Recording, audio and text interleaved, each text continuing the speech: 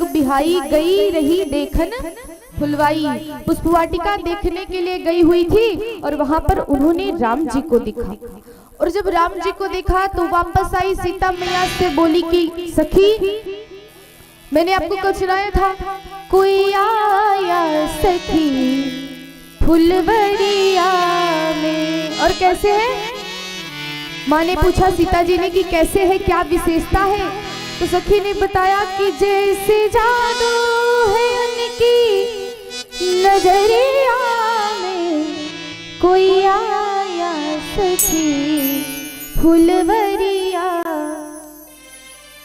सखी ने बताया, मैया ने पूछा कैसे है, सुंदरता कैसी है? तो सखी बताती है कि बरदंते की पांगत बूंद कली,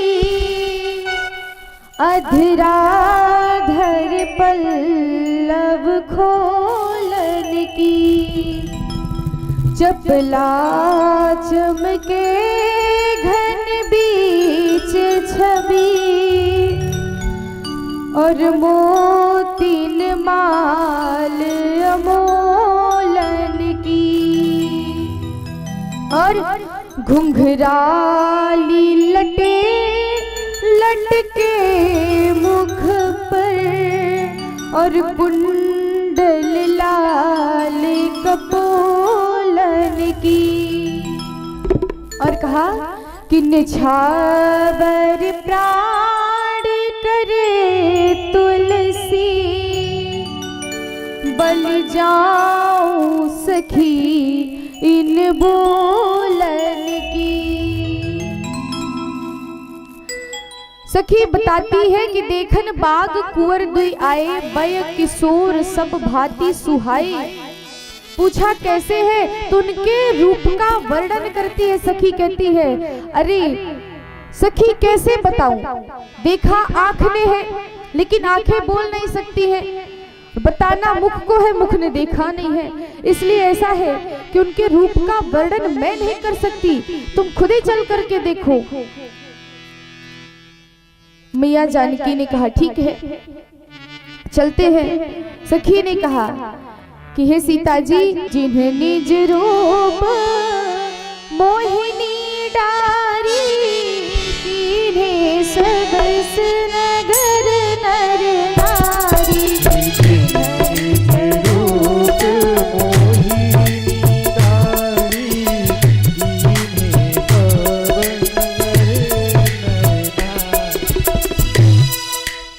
मैया जानकी जी से उनकी सखी कहती है कि हे सखी, इतने सुंदर राजकुमार हैं, उनको देख करके पूरे राज्य के लोग मोहित हो चुके हैं, और मुझे लगता है कि हम सबको भी चल करके उनको देखना चाहिए। बात ना करिए मैया, बात ना कीजिए, कथा श्रवण कीजिए। माता जी, माता जी ऐसे इधर इधर घूम करके बैठिए, ठाकुर जी की साइड ऐसे नहीं बैठना चाहिए, जो जैसे आए वैसे बैठ जाए महाराज, आगे के चक्कर में ना पड़े। सखी ने कहा कि इतने सुंदर राजकुमार हैं, उनको देखने के लिए चलना चाहिए। सीता जी भी सोचने लगी कि चलो चल करके देखते हैं, कल से ही बड़ी बड़ाई सुन रहे उनकी। सीता जी चली और साथ में सारी सखियां भी चली। अब ध्यान दीजिए, सीता जी जब चलने लगी तो उनके पैरों की पैजनियां बजती है, पैरों की पायल बजती है, कमर में करधनी पहले की माताएं पहनती थी, अब तो पहनता है नहीं कोई, तो पहले के समय में जो करधनी होती थी, मैया जानकी ने वो करधनी अपने कमर पे बांधी है, उसकी आवाज हो रही है। हाथों में चूड़ी पहनी है, वो खनकती है, उसकी आवाज होती है। तो भगवान श्री राम जी के कानों तक की आवाज पहुंची। अभी उसी पुष्पवाटिका में सीता जी और उसी पुष्पवाटिका में भगवान श्री राम जी भी विराजमान हैं। तो आवाज सुन करके भगवान श्री रामचंद्र जी ने लक्ष्मण से कहा कि लक्ष्मण, कंकन कीने नुपुर धुनी सुनी, कहत लखन सन राम।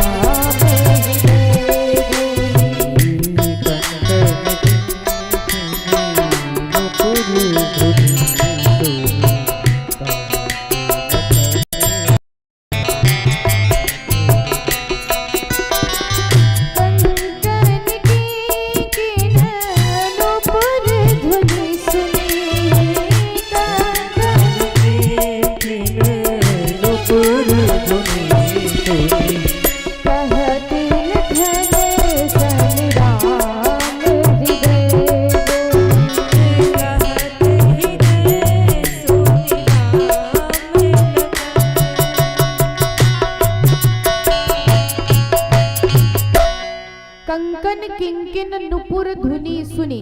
अब माता आप लोग 16 श्रृंगार करती है मैया, हम तो करते हैं नहीं, इसलिए हमको पता नहीं, तो आप ही लोग हमको बता दीजिए कि कंकन किसे कहा गया है। कंकन, कंगन को कंकन कहा गया है, तुलसीदास जी ने कंगन को कंकन कहा है। अच्छा, किंकिन किसे कहते हैं? करधनी को कहते हैं, समझे आप? कंकन किंकिन नुपुर किसे कहते हैं? बोलो जोर से, जो जानते वो भी धीरे से बोलो, जोर से।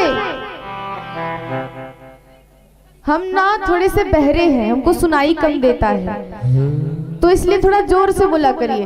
एक बार जोर से बताइए, किसे कहते हैं? पायल को। सही बता रहे हो आप। किसने बताया पायल? शर्मा के हाथ उठा रही है, देखो। तो कंकन किंकिन नुपुर धुनी सुनी, पायल, करधनी और चूड़ियों की, कंगनों की आवाज को सुन करके भगवान श्री राघव सरकार जी ने लक्ष्मण से कहा कि लक्ष्मण, ये किसके करधनी की आवाज है, किसके पायलों की ये स्वर है, जिसको सुन करके मेरा मन उसकी ओर आकर है। लक्ष्मण जी कुछ बोले नहीं, मुस्कुरा रहे हैं। तो भगवान श्री राम जी खुद ही कहने लगे कि तात जनक तनया सोई, धनुष यज्ञ जेहि कारण होई।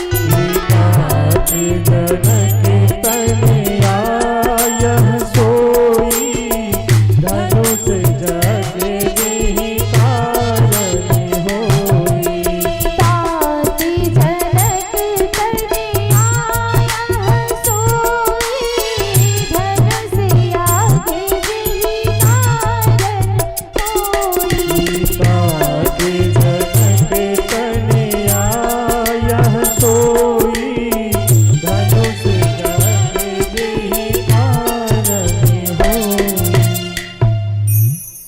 राम जी ने लक्ष्मण से कहा कि लक्ष्मण, मुझे लगता है ये वही जनक जी की पुत्री हैं जिनका स्वयंवर होने वाला है। अच्छा, लक्ष्मण जी भी सोचने लगे, भैया तू आज तक कभी स्त्रियों की बात किए ही नहीं, आज पहली बार ये स्त्रियों के बारे में बात कर रहे हैं। राम जी का मन उस स्वर को सुनने में लगा है, उस स्वर को सुन रहे हैं और मालियों से फूल फल ले रहे हैं, तुलसी दल खरीद रहे हैं। तो राम जी ने उस बाग के माली से कहा कि भैया मुझे फूल दे दो, मुझे फूल चाहिए, मुझे फूल दे दो। तो उसने कहा कि हे महाराज, है मिथिलेश के बाग यही, और माधव रक्षक नाम हमारो, या में बिहारी करे गिरिजा, शुभ सुंदर रूप सुइस सवारो, सुंदर रूप सुइस सवारो। आगम आज हमें यही, आगम आज हमें यही अवसर, तो दीजे दत्त विचारो चारो, दीजे प्रसून रुचा हो लल्ला रघुनायक है सब बाग तिहारो।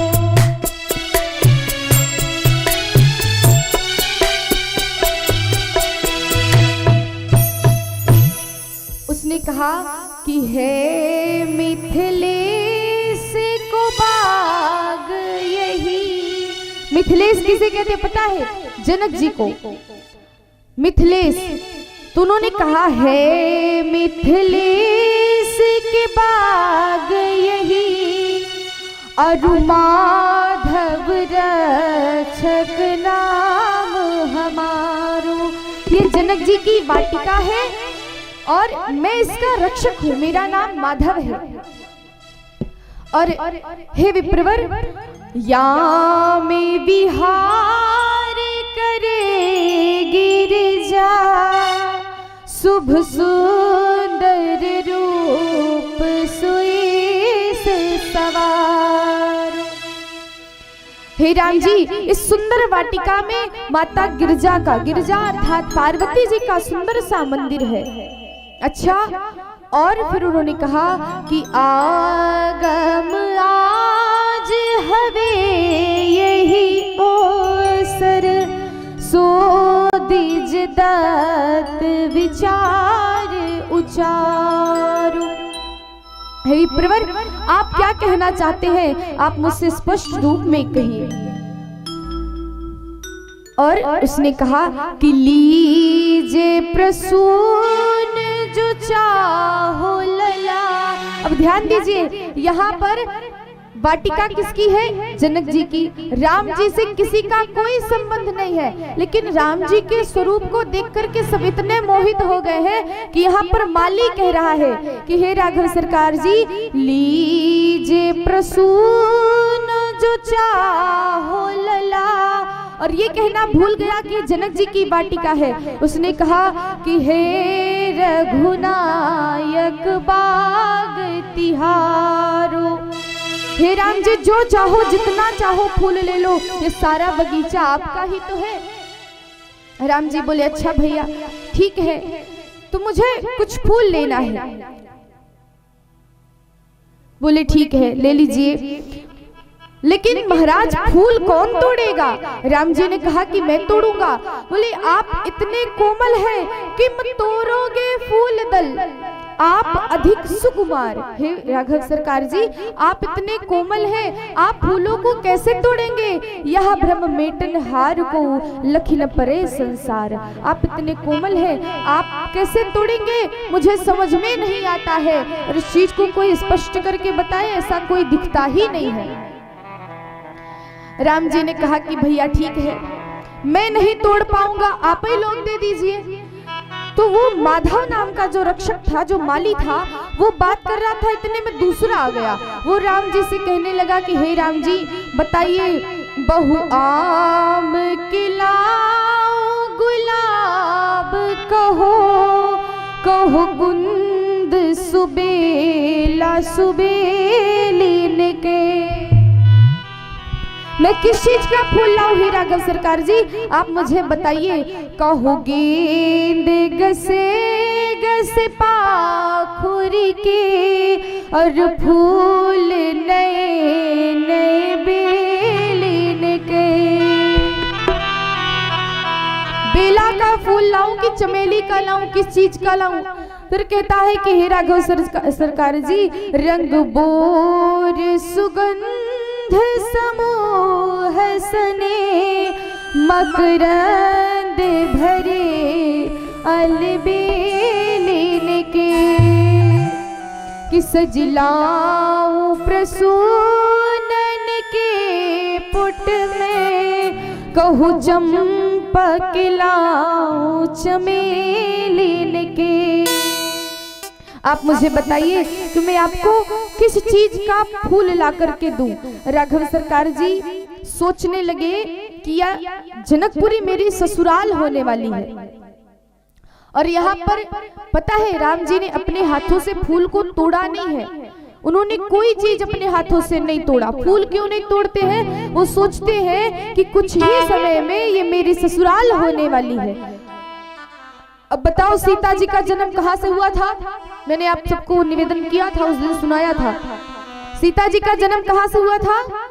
धरती से। कहाँ से? धरती से। और धरती से ही पेड़ का भी जन्म होता है, वृक्ष की उत्पत्ति भी जमीन से ही होती है।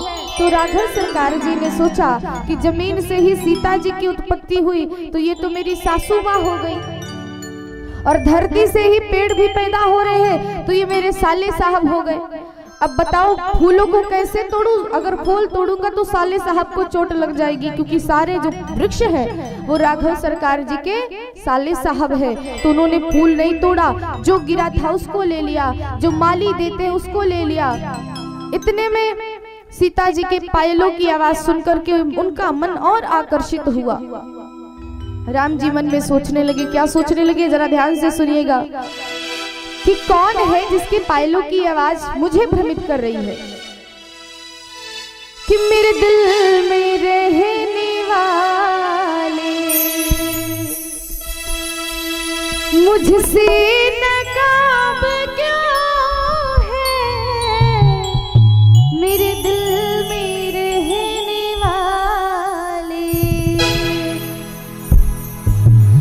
सरकार जी सोचने लगे कि करधनी की आवाज, पायल की आवाज, चूड़ी की आवाज मेरे कानों तक आ गई, लेकिन ये कौन सी अद्भुत देवी है जो नजरों के सामने नहीं आ रही है, जिनके पायल करधनी की आवाज मेरे हृदय तक पहुंच गई, वो नजरों के सामने क्यों नहीं आ रही है। तो वो कहने लगे कि मेरे दिल में रहने वाले, मेरे दिल में रहने वाले,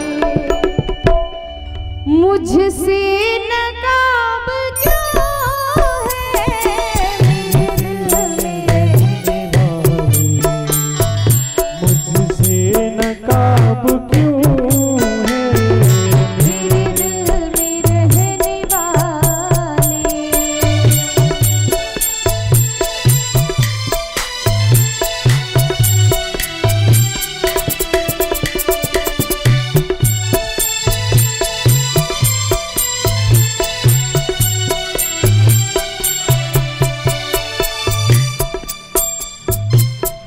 आप लोग चाहते हैं कि राम जी को सीता जी का दर्शन मिल जाए?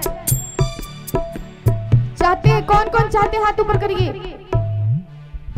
अच्छा, चाहते हैं कि राम जी को सीता जी का दर्शन मिल जाए, तो ठीक है, चलिए जल्दी से मिलवा ही देते हैं। अब इधर भगवान श्री राम जी अत्यंत व्याकुल है कि किसकी पायलों की आवाज है, लेकिन सीता मैया भी ढूंढ रही कि राम जी कहीं दिखे जिस राजकुमार के बारे में बात हुई। उधर राम जी की निगाहें सीता जी को ढूंढ रही कि सीता जी कहीं दिख जाए, और उधर राम जी परेशान है। लक्ष्मण जी मन ही मन में मुस्कुरा रहे हैं कि बताइए, जो मेरे भैया इतने बड़े मर्यादा पुरुषोत्तम हैं, आज तक कभी स्त्रियों की तरफ ध्यान नहीं दिए, और जनकपुर में आकर के ये राजकुमारी की पायल की आवाज को सुनकर के इनकी सारी मर्यादा टूट गई। ये छोटे भाई से कह रहे कि लक्ष्मण, ये किसके करधनी की आवाज है जो मुझे मोहित कर रही है। लक्ष्मण जी सोचने लगे कि इन सब चक्करों में कौन पड़े, ये भैया भाभी का मैटर है, आपस में सॉल्व करे कि हमसे क्या मतलब। उलझ मत दिल बहारों से, बहारों का भरोसा क्या।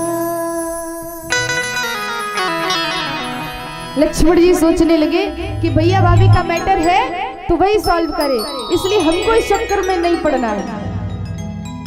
उलझ मत दिल बहारों से, उलझ मत दिल बहारों से, बहारों का भरोसा क्या। उलझ मत दिल बहारों से,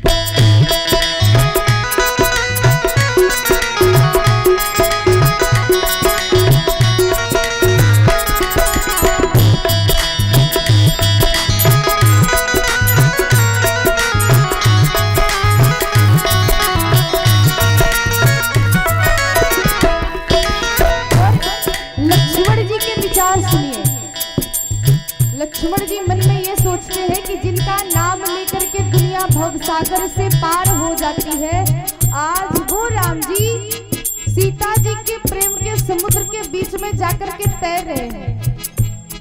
तो लक्ष्मण जी ने कहा, तू समबल नाम वाले